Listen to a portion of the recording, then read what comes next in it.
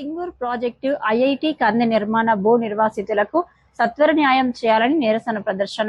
Singur project IIT కంది నిర్మాణం కోసం భూములు కోల్పోయిన భూ నిర్వాసితులకు కాళేశ్వరం ప్రాజెక్టు భూ నిర్వాసితులతో సమానంగా నష్టపరిహారం అందించాలని, అర్హులైన నిర్వాసిత కుటుంబాలకు తక్షణమే ఉద్యోగాలు కల్పించాలని డిమాండ్ చేస్తూ సంగారెడ్డి కలెక్టరేట్ వద్ద హెచ్ఎంఎస్ రాష్ట్ర కార్యదర్శి ఈశ్వర్ ప్రసాద్ ఆధ్వర్యంలో నిరసన కార్యక్రమం నిర్వహించారు.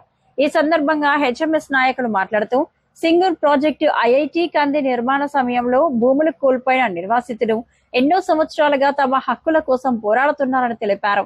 ప్రభుత్వం వారి సమస్యలను వెంటనే పరిష్కరించి కాళేశ్వరం ప్రాజెక్టు భూ నిర్వాసితులకు అందించిన తరహాలో సమానమైన నష్టపరిహారం అందించాలని డిమాండ్ చేశారు.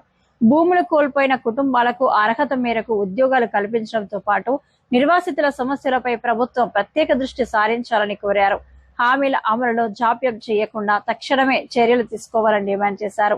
కలెక్టరేట్ వద్ద నిర్వహించిన ఈ నిరసన కార్యక్రమంలో హెచ్ఎంఎస్ నాయకులు, భూ నిర్వాసితులు, కార్మికులు తదితరులు పాల్గొని తమ డిమాండ్ కంది మన ఐఐటి కార్మికుల ఆధ్వర్యంలో ఈ చాకలైలమ్మ దగ్గర నిరాహార దీక్ష, అట్లాగే బీర్ కంపెనీలు, ప్రైవేట్ కంపెనీల కార్మికుల ఆధ్వర్యంలో జరుగుతున్నది. ఎందుకంటే ఒక్క కంపెనీ కూడా 9 బీర్ కంపెనీలు ఒక్కడు కూడా రెగ్యులరైజేషన్ చేస్తలేడు.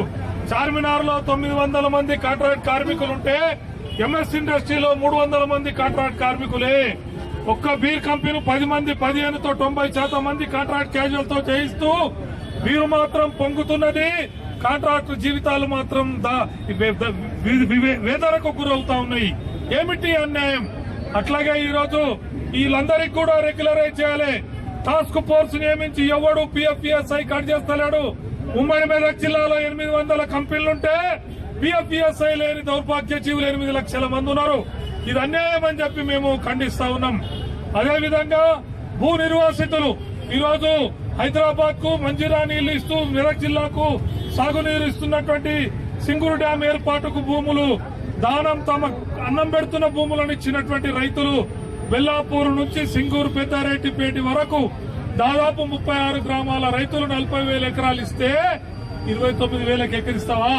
మల్లన్న సాగర్ కు వాళ్ళు గట్టిగా అడిగితే 17 లక్షలకు ఎకరిస్తున్నాడు.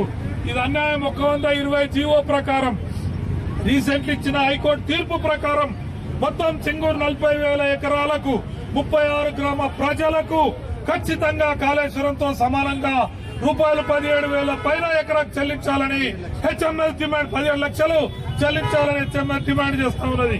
అదేవిధంగా ఈ రోజు పరిశ్రమల్లో ఈఎస్ఐ ఈ రోజు మొన్న ప్రారంభించారు. 40,000 కోట్లు కేంద్ర ప్రభుత్వం ఎఫ్డీలు పెట్టుకున్నది.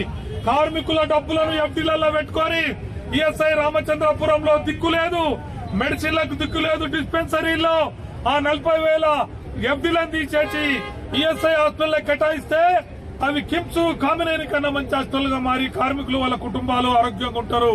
అది పాటించట్లేదు. పిఎఫ్ కార్యాలయం పటంచర్లో ఉన్నది, ఈఎస్ఐ కార్యాలయం ఉన్నది బీరంగూడలో. నిద్రపోతా ఉన్నారు. టాస్క్ ఫోర్స్ అనే కమిటీ లేచి ఎవడు ఈఎస్ఐ కట్ చేసుకునే యాక్షన్ తీసుకోవట్లేరు. 3 లక్షల మంది తెల్లాపురం నుంచి సంగారెడ్డి వరకు భవన నిర్మాణ కార్మికులకు ఈఎస్ఐ దిక్కు లేదు. అట్లాగే ఈ ప్రభుత్వం జీవో నంబర్ 6/2026 ప్రకటించింది. 16,000 కనీస వేతనం ఉండాలి, 15,000 కనీస వేతనం ఉండాలని చెప్పింది. ఈ జీవోను ఎవడు అమలు చేయట్లేడు. కాబట్టి తక్షణం కలెక్టర్ గారికి మెమోరాండం ఇస్తున్నాం. నీవు టాస్క్ ఫోర్స్ నియమించి మొత్తం జిల్లాలో ఒక్కొక్క కంపెనీ తిరిగి అందరికీ ఈ కనీస వేతనాలు అమలు చేయాలని చర్యలు తీసుకోవాలని డిమాండ్ చేస్తున్నాం. అదేవిధంగా కలెక్టర్ కు, ఆర్డీఓకు రిక్వెస్ట్ చేస్తున్నాం.